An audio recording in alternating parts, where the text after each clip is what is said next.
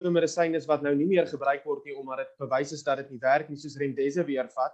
Daar's natuurlik 'n groot kommersiële maatskappy wat 'n produk ontwikkel wat hulle dink kan help, en hulle sit dan met hulle groot kommersiële krag, en hulle druk hierdie produk deur die proses. Met ander woorde, hulle dryf die proses by die Departement van Gesondheid, hulle dryf die proses by die Suid-Afrikaanse Gesondheidsprodukte Reguleringsowerheid, en dan beland die ding, of dan raak dit beskikbaar vir mense om te gebruik.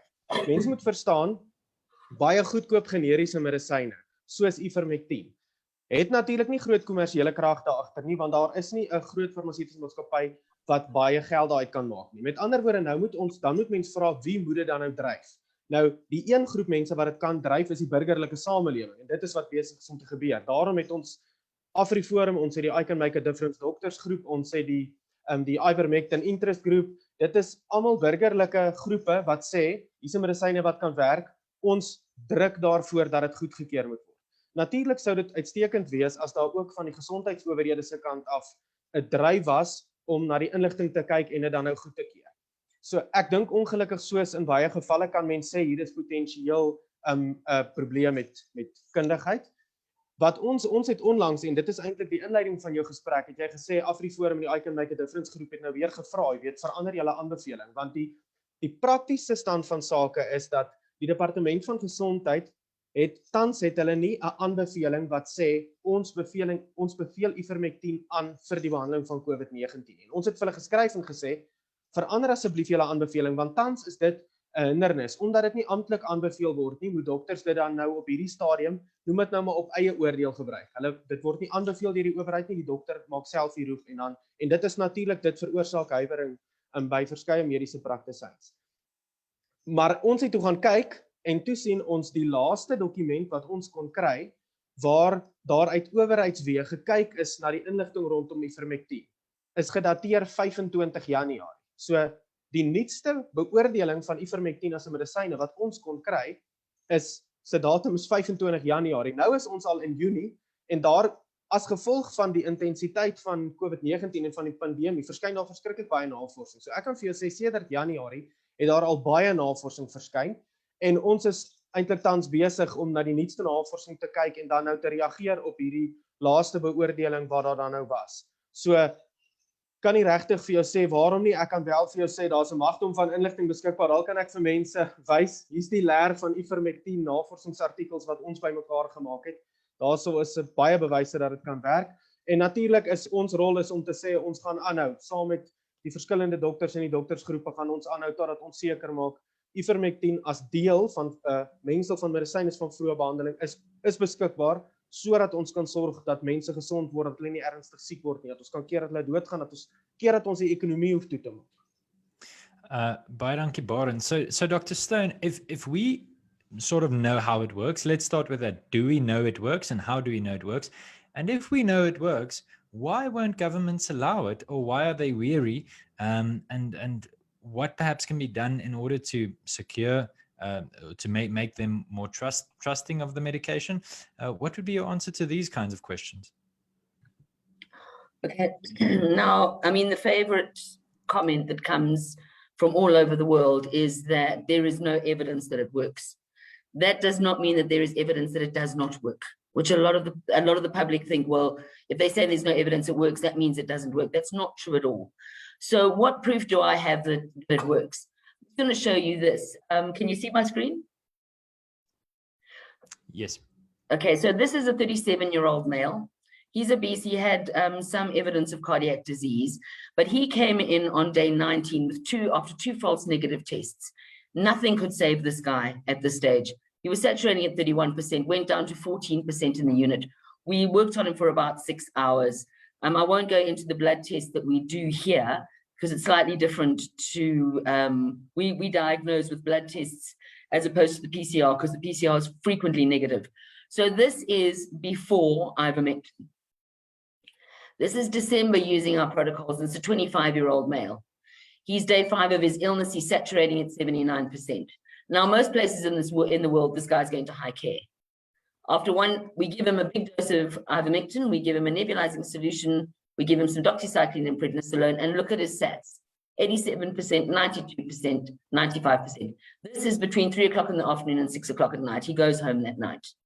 So anybody who has seen this happen, and I'm sure George has probably seen it as well, when you see this happen with your own eyes, there's no question to the individual doctor that it works. And I think that because doctors have been penalized, arrested, they don't use it, and they don't actually, once you've seen it, there's no doubt. So what happened when we started using it? We started on the 8th of August. We'd had a terrible weekend. I spoke to Dr. Martin Gill, who is from, I think he works at Fourways, and he basically said, look, I'll add silver to my protocol, you add ivermectin to yours. What happened was, having had 6 patients die in a very short space of time, suddenly nobody died. And he had exactly the same experience. He emptied a 22-bed hospital in pretty much 6 to 8 days. So again, from our point of view, this is evidence with our own eyes that these patients do infinitely better than patients that are untreated. It's not hard to see, okay? The problem starts to come in that if ivermectin is this effective, what are the implications in terms of governments? Now, an enormous amount of money has been spent on the vaccines, and the vaccines have been issued under what we call an emergency use authorization, which means that they have to go back into clinical trials if there's an effective treatment.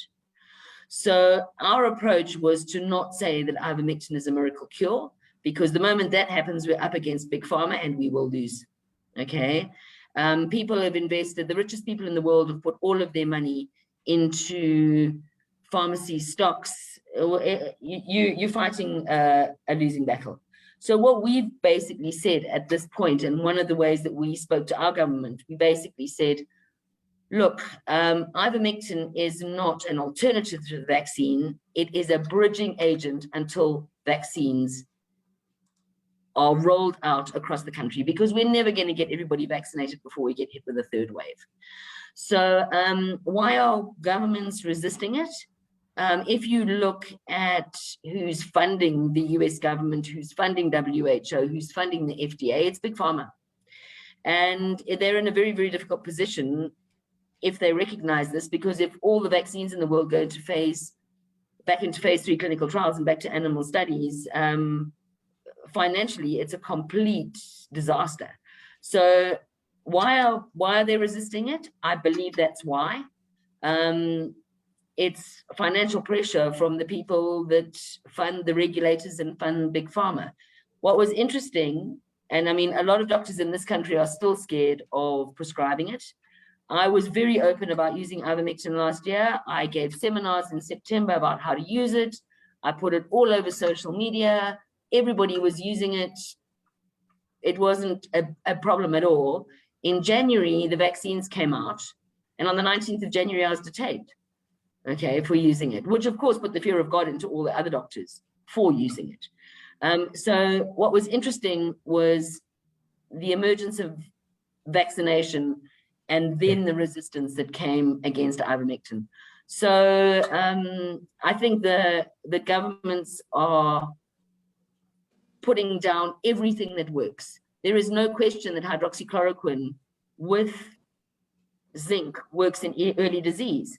Why doesn't it work in late disease? Because it takes a week to build up in the lysosome. That's why you give it a week before a patient goes to a malaria area, because it's not effective until a week later. So of course it doesn't work in late disease, okay? Does it work in early disease? All our patients who are on malaria prophylaxis up in Kariba, I think they've had about 3 cases, okay? They combine ivermectin and hydroxychloroquine and nobody gets sick. So yeah, I think that all effective early treatments are being put through this rigorous process because they know that it will take 5 years.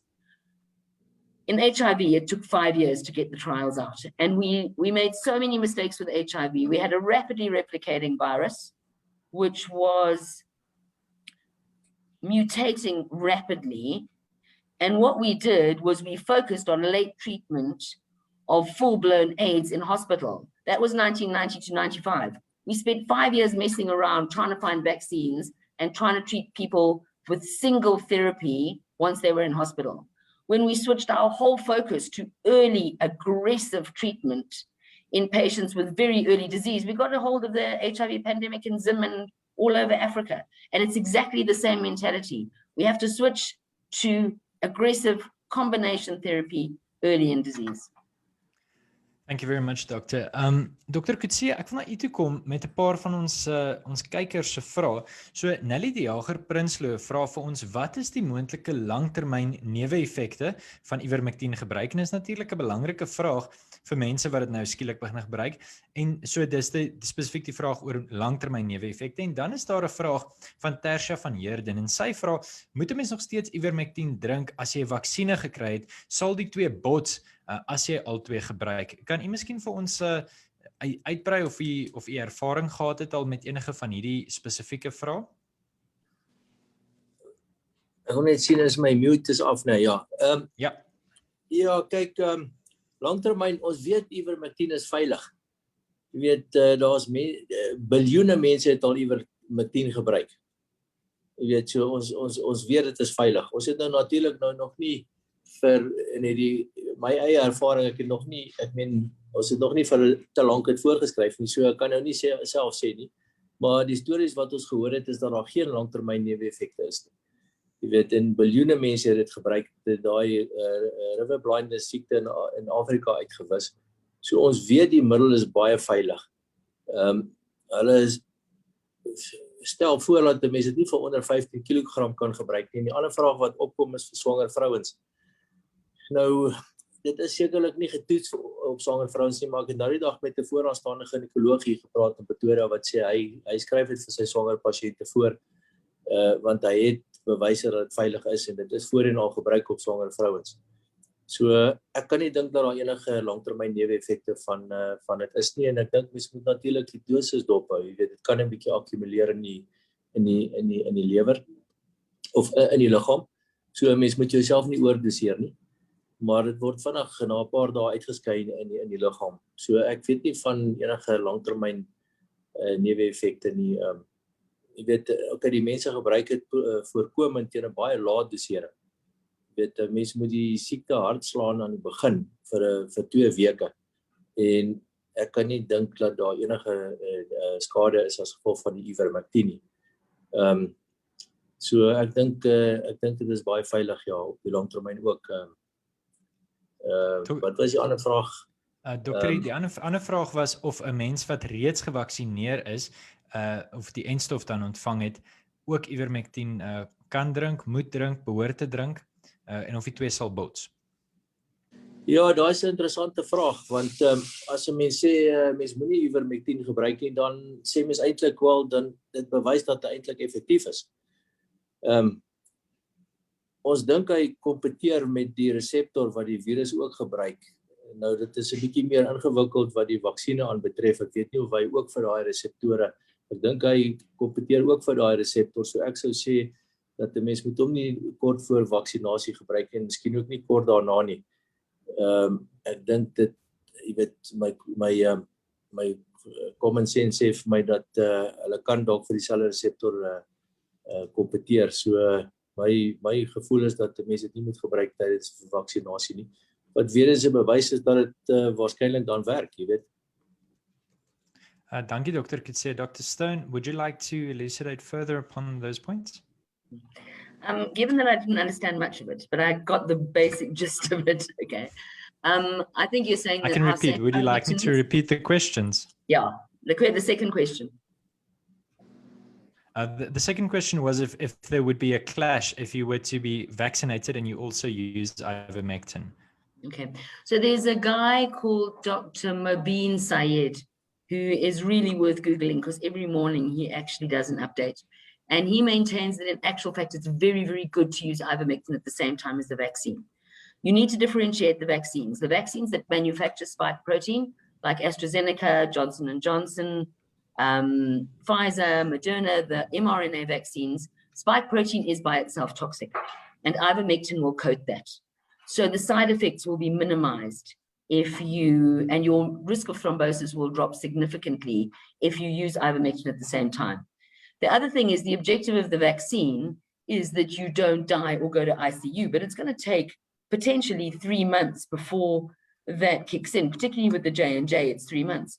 So you need, if you want to protect yourself, and if you're a high-risk person, you really should be using ivermectin preventatively for that period until immunity has actually kicked in.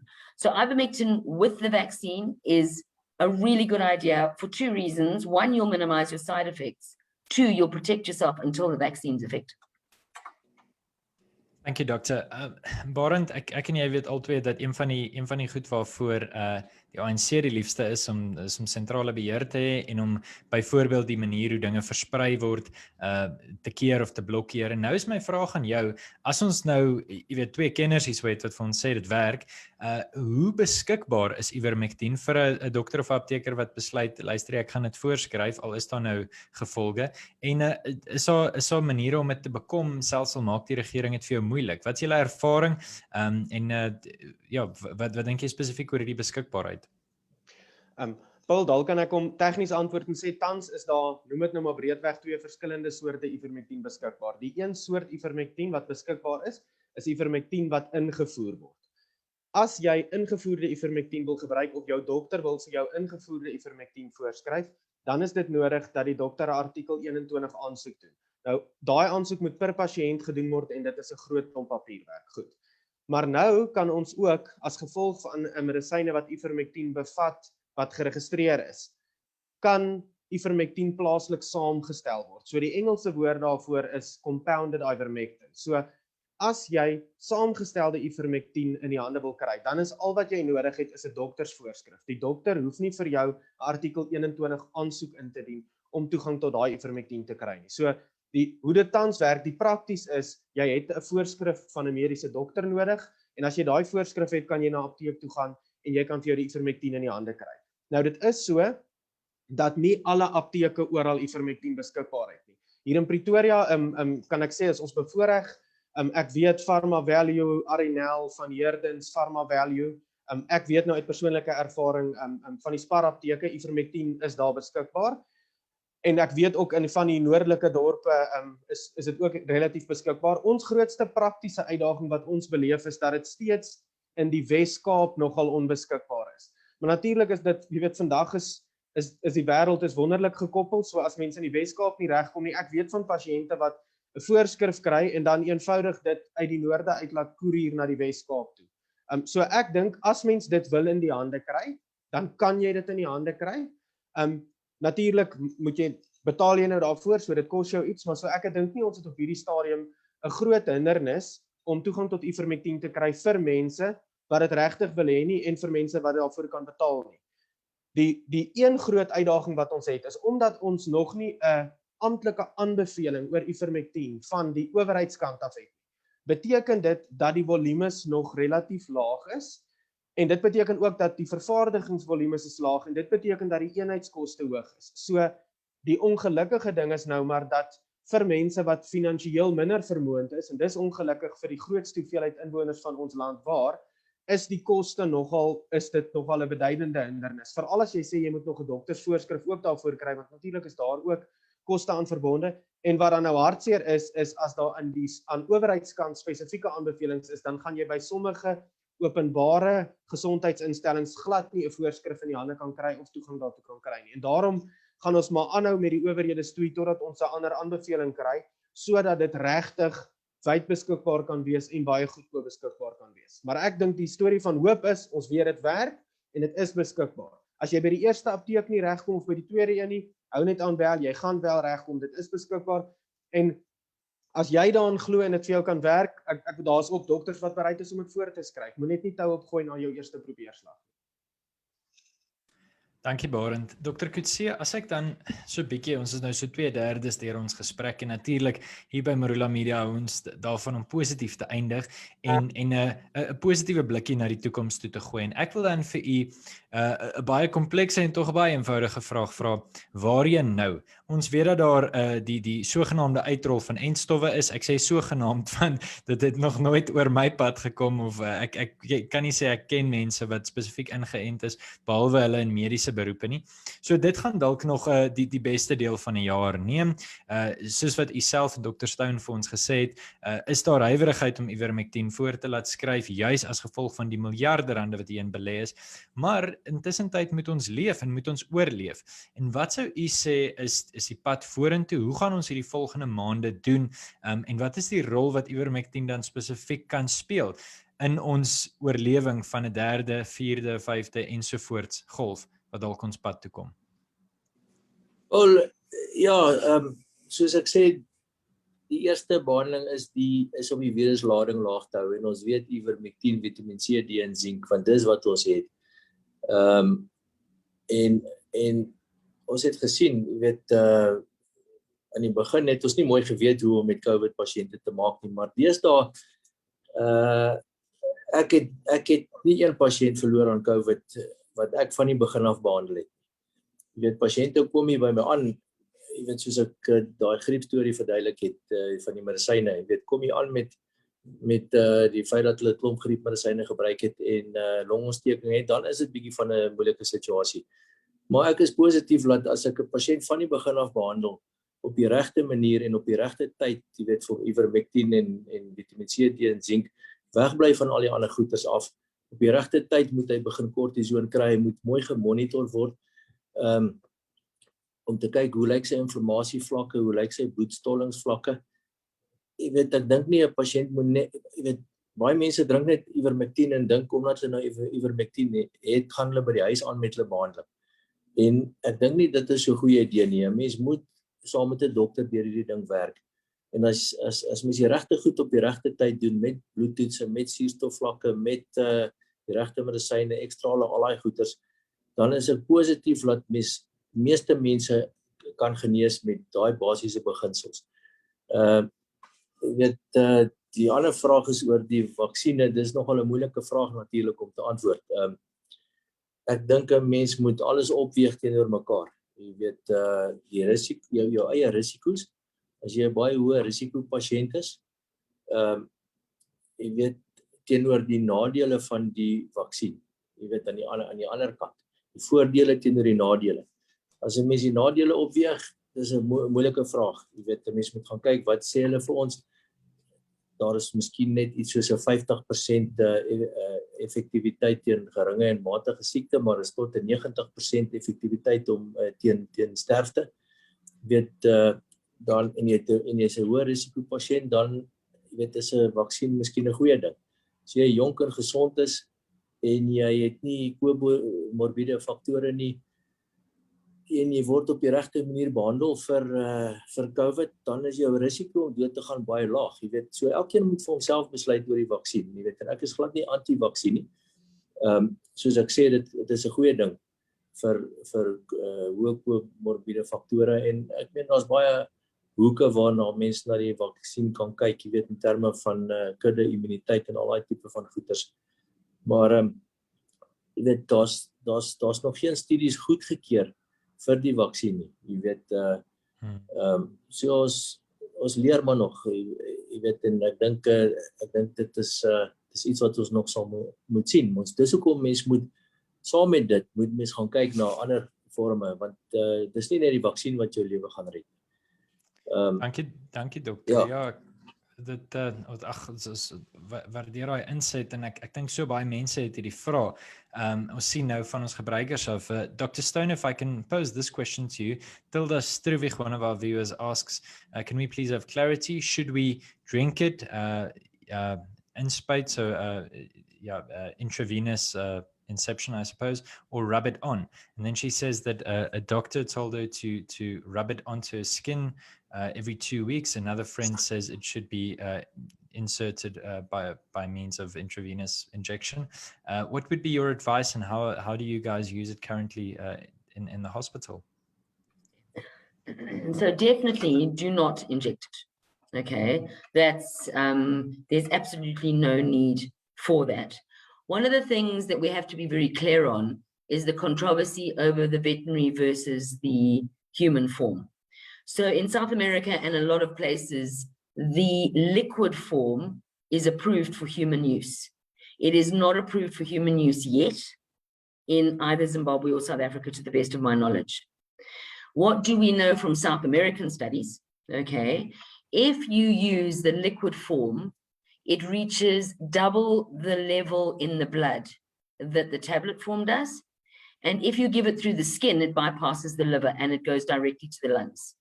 So certainly, if you live in South America, we would probably say, and if it's legal there, and if it's legal for doctors to give liquid ivermectin, which it certainly is in Colombia, we would say that the liquid form, probably you can get higher levels with the same dose.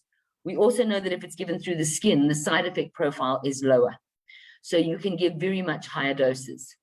What happened in Zimbabwe at one stage when it was not legal yet, we had an old age home where there were a number of deaths happening. 6 people died in succession very quickly.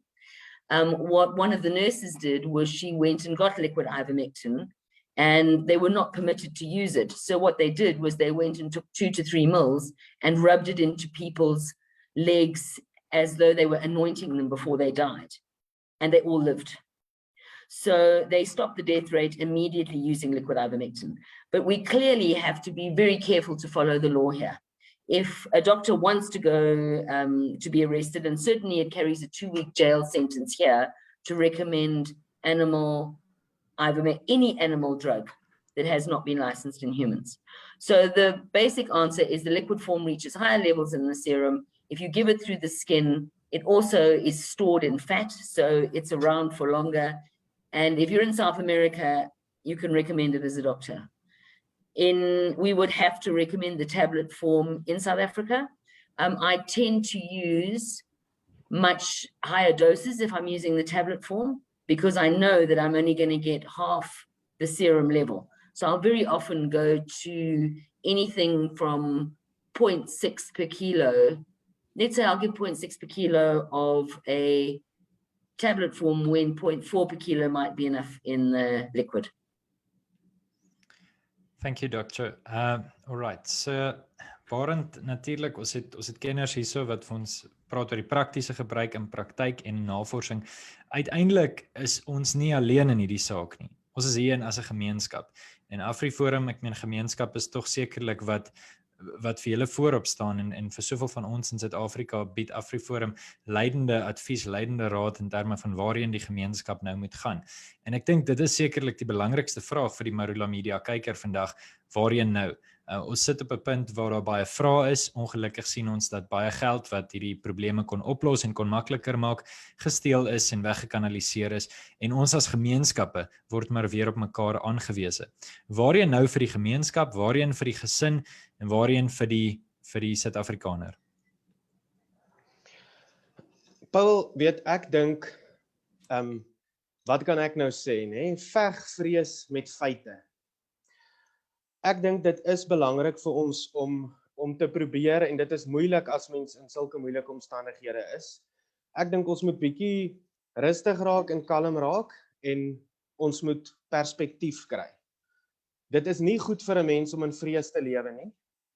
En ek dink die punt van die inligting wat vandag ook nou weer hier bespreek is dit moet vir jou hoop gee. Met ander woorde, as jy COVID-19, as jy positief toets, is dit nie 'n doodsvonnis nie.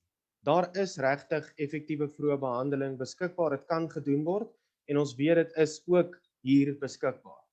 Van die burgerregte kant af natuurlik gaan ons aanhou stoei saam met ons vennote, die mediese dokters en ander mense om seker te maak, dit is beskikbaar. En dan wil ek ook regtig vir mense aanmoedig, en dit is almal, dit is gewone burgers, dit is mediese praktisyns. Doen die moeite en gaan lees wat beskikbaar is. Daar's regtig uitstekende inligting beskikbaar, as mens net daarvoor soek. En ek weet dit is baie moeilik as daar, noem dit nou maar teenstrydige boodskappe uitkom. Dit is baie moeilik as die Wêreldgesondheidsorganisasie uitkom en sê, ons beveel nie die gebruik van ivermectin buite kliniese studies aan. Maar dan moet mens gaan kyk en sê, maar goed, kom ons gaan kyk net na die inligting wat beskikbaar is. Nou as jy in mediese joernale 'n klomp artikels skryf wat deur ewe knie beoordeling is, wat sê dat ivermectin aangewend kan word in die behandeling en voorkoming van COVID-19, dan kan ons tog nou nie stry met mediese navorsing wat deur ewig nie beoordeling is. Mense kan ook gerus gaan kyk na lande wat ivermectin op 'n baie groot skaal gebruik. En ek dink die beste onlangse voorbeeld is om te gaan kyk na die data van Indië. En in Indië het ons die tragiese voorval gehad van sekere state binne Indië wat ivermectin gebruik het en ander state wat ongelukkig as gevolg van die spesifieke uitlatings van 'n lid van die Wêreldgesondheidsorganisasie besluit het om ivermectin nie te gebruik nie. Die mense kan self na die data gaan kyk. Gaan kyk wat het gebeur in Tamil Nadu waar hulle nie ivermectin gebruik het nie en gaan vergelyk dit met Delhi, gaan vergelyk dit met Uttar Pradesh as 'n voorbeeld. Daar is ook ander lande. As mens net daarvoor kyk, dan kan jy dit sien. Natuurlik weet ek dit is verwarrend of mens verstaan nie. Waarom sal 'n maatskappy soos Merck, en ons moet nou verstaan, Merck is die oorspronklike maatskappy wat ivermectin gemaak en verkoop het. Waarom op die aarde sal Merck op hulle webblad sit, daar's nie bewyse dat ivermectin kan werk vir COVID-19. Dan vra ek net weer eens, kyk net mooi wat daar staan, en dan sal jy sien, daar's geen studies waarna hulle verwys waarop hulle steun nie. Dan is daar maar 'n eenvoudige werklikheid soos ekonomiese werklikhede en die beskerming van beleggings. As mense gaan kyk, dan sal hulle sien Merck is besig met kliniese proewe van 'n nuwe produk. Die produk se naam is Molnupiravir. Dis nou so 'n bietjie moeilik om te sê, maar dit is 'n nuwe antivirale middel wat hulle besig is om te toets wat hulle dink 'n groot verskil kan maak in COVID-19. So ons moet net die kommersiële belang hier verstaan. Hulle is besig om 'n nuwe antivirale middel te ontwikkel. As 'n reeds bestaande generiese antivirale middel baie goed werk, dan staan hulle natuurlik die kans om minder geld te maak uit hulle nuwe produk. En daar's niks fout met om geld te wil maak nie. Dit is net eenvoudig praktiese werklikhede. So dis belangrik om te verstaan, Merck kan nie meer groot reuse geld maak uit 'n ou produk nie, want dit is 'n generiese produk. 'n klomp mense kan dit maak. So ek dink die wonderlike ding van ons tyd is dat inligting is vir mense beskikbaar. Mense kan self, as jy net Google ivermectin COVID-19, dan kan jy 'n reuse klomp inligting kry. Vir my is die storie van hoop dat hier op 'n baie nuwe manier saamgewerk word. Ek het die wonderlike voorreg, ewe skielik gesels ek met dokters uit die VSA, Frankryk, Argentinië, Engeland. Ons het 'n nuwe gemeenskap op 'n ander manier aan mekaar gekoppel. Ons het wonderlike dokters gekry wat gesê het, ek kan eenvoudig nie as 'n pasiënt by my instap en sleg voel, vir hom sê jammer ek kan vir jou niks doen nie, gaan huis toe en as jy slegter voel, gaan hospitaal toe. Daar's dokters wat gesê het, wag, kom ons maak 'n plan, kom ons kyk wat kan werk. En nou is ons 'n jaar later en ons kan perspektief kry en sien, ons is nie meer waar ons was in Maart 2020 nie. Ons weet nou, die meeste mense, veral as jy jonk en gesond is, veg COVID. Ons weet, suksesvol. Ons weet daar's goeie behandelings beskikbaar. Ons weet dit is hier in Suid-Afrika beskikbaar. So ek dink eintlik ons is op 'n baie ander plek as wat ons was 'n jaar terug of bietjie meer as 'n jaar terug. Daar's baie meer hoop. En daarom wil ek tog vir mense vra, dit is sleg vir enige iemand om in vrees te lewe. So as jy leef met die vrees vir COVID-19, gesels met jou mediese dokter, doen jou eie navorsing. Ek kan nou sê, ek persoonlik, ek gaan maar sê, nadat ek mense gesien het wat COVID-19 gekry het en ek het ook soos baie mense familielede ongelukkig verloor aan COVID-19, ek is nie lus om dit te kry nie. So ek het besluit ek gaan vra vir 'n voorskrif vir ivermectin en ek gebruik dit voorkomend saam met Vitamine D, C en sink en dis wat my hele gesin natuurlik vir ons kindertjies gee ons nou nie ivermectin nie. Hulle moet nou maar tevrede wees met 'n multivitamiin. So heeltemal 'n ander plek vir my baie positief. Hier is alternatiewe en ons is besig om 'n nuwe gemeenskap te vorm wat werklik verantwoordelikheid neem en dit is vir my wonderlik om 'n dokters te doen te kry soos Dr. Coetzee en Dr. Stone wat regtig pasiënte eerste stel en wat eenvoudig daarop uit is om regtig pasiënte gesond te kry, te keer dat hulle hospitale toe gaan, om te keer dat hulle sterf. Ek dink dalk kan ek net een webblad gee, die webblad se naam is ivmmeta.com.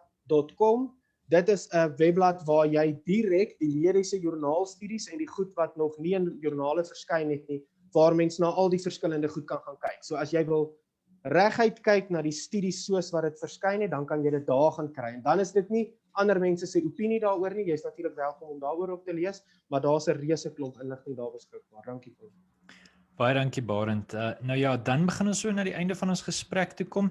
Ek wil so vra, wel, laat ek net so sê, ons het ontsettend baie van die kykers wat sê baie dankie vir die gesprek en vir julle 3 as paneel se wysheid. Soos ons by laaste gedagtes kom, wil ek geleentheid gee Dr. Coetzee, as daar enige laaste ding is wat u wil sê vir die meer as 600 mense wat op hierdie stadium ingeskakel is, en die duisende mense wat nog na die episode gaan kyk. And Dr. Stone, then I'll come over to you for some final thoughts and final advice that you have for the hundreds and later on thousands of people that will be seeing this. En Baron, dan sluit ons af by jou en dan sal ek vir ons saamvat en dan gaan ons Vrydag in. Dr. Coetzee, ons hoor graag van u. Dankie, ja, jy maak my sommer senuweeagtig met al daai mense wat ons kyk. Nee, ek sal saamstem met Baron, ivermectin is veilig. Ek dink die dokters in die land, jy weet, dit was gekriminaliseer, wat nie 'n goeie ding was nie. So ons mag dit nie voorgeskryf het en toegedien het nie. So dokters kon toe nie sien hoe goed dit werk nie. Jy weet, en dis hoekom hulle bang is om dit voor te skryf en nou nog is hulle bang want hulle het dit nie gesien werk nie. Maar as mens weet 'n middel wat 100% veilig is, jy weet, soos ek net nog gesê het, biljoene mense het dit al gebruik. Ek kan net vinnig 'n voorbeeldjie noem. Ek het dit vir 'n pasiënt gegee wat net een nier gehad het. 'n oorgeplante nier, want sy het haar eie nier het nie meer gewerk nie. Toe kry sy 'n oorgeplante nier wat net 30% gewerk het en sy was op immuunonderdrukkende middels. So as sy COVID sou kry, sou sy dit nie gemaak het nie. En toe kry sy COVID en sy het ivermectin gebruik en na 2-3 weke is sy gesond. So baie mense het maar gevra hoe veilig is dit, jy weet, veral met die niere en met die lewer en so aan. So dit was een voorbeeld waarvan ek weet. So ek weet dit is veilig, ek weet dit werk, ek het gesien hoe werk dit. Ek dink dokters moet dit bietjie meer gebruik en sien of dit werk. Ek dink met ons protokolle hoef pasiënte nie meer bang te wees nie. As mens die regte goed op die regte tyd doen, het ek baie moed vorentoe. Jy weet, ivermectin speel 'n groot rol saam met al die ander maatreëls, insluitend in die vaksine. So ek is positief. Dankie. Dankie dokter, dit was heerlik om van u te hoor. Dr. Stone, final thoughts from your side, a last thing for our listeners? Yeah, I mean, there's no doubt in my mind that ivermectin works and it works extremely effectively. And I think it's the same for many doctors who've used it in Zimbabwe. We, touch wood, have not had a third wave yet. And one of the reasons is our patients are extremely well educated. I would say every single patient that I speak to has ivermectin in some form at home. If a patient chooses to buy liquid ivermectin and self-administer it according to protocols that are out there, there is nothing that stops them legally from doing that. And I think one of the reasons we haven't yet had a third wave is that almost every patient that comes into me now comes in and says, listen, I got a cold 2 days ago, and I've taken this much ivermectin and I've taken this much silver and this much doxy. What do I do next? Because I'm a bit worried because I'm not getting better fast enough. And then I'll very often up the dose. But in a time when governments are making doctors scared of prescribing it, because I deal with a lot of patients on teleconsults in South Africa. And a patient of mine had a mother who was saturating at 64%, and the doctor said, I'm not prescribing ivermectin, I'm not prepared to lose my license. And there's this perception that people will be penalized. Basically, the people have to lead this. They have to get ivermectin in advance, have it in their home so that when they get sick, there's not a frantic scramble to go and get it. Go to your doctor. I've given Barend our consent forms, which are where the patient signs to say that they consent to be given ivermectin off-label. They accept the risk of it. They take that to their GP, get stocked up on your ivermectin, and then when you do get sick, there is absolutely nothing to fear. We have not lost a single patient saturating under 70%. And 70% elsewhere in the world is considered quite low. We kind of get a bit worried.